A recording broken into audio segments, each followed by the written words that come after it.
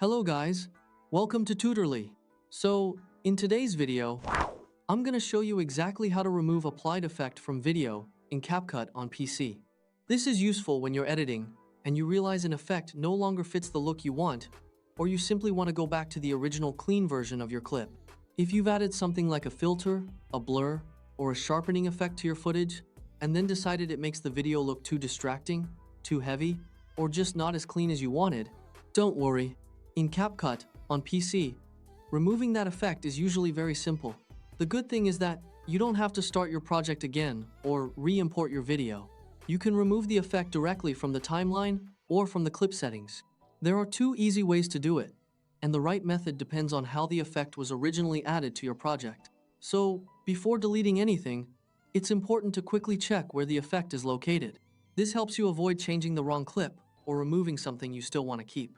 The first and most common situation is when CapCut places the effect as a separate layer on the timeline. To check for that, look directly above your main video clip.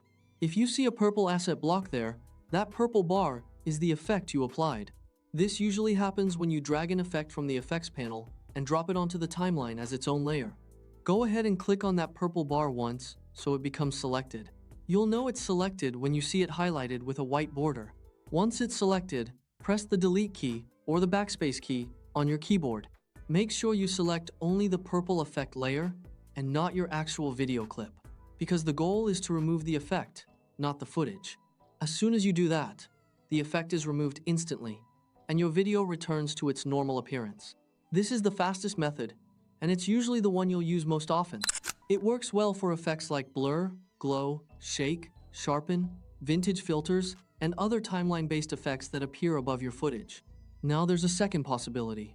Sometimes the effect is not added as a separate purple layer. Instead, it gets applied directly to the video clip itself. In that case, you won't see a purple bar above the clip on the timeline, so don't let that confuse you. The effect is still there, but it is saved inside the settings of the selected video clip. Just click once on your main video clip down on the track to select it. Then, move to the top right Properties panel.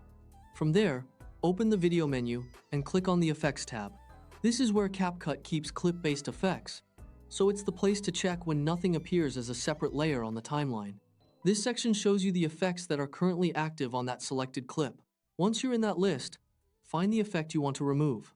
For example, if you added a sharpening effect, a beauty effect, a lens effect, or any other effect directly to the clip, you should be able to see it listed there. If you only want to disable it temporarily, uncheck the box next to the effect name.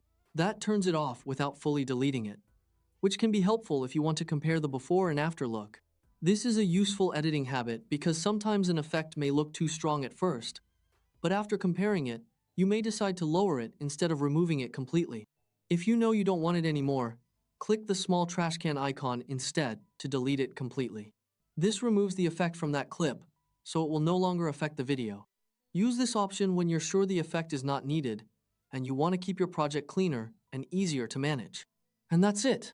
Whether the effect appears as a separate purple layer or is embedded directly into the clip settings, CapCut makes it easy to clean things up in just a few clicks.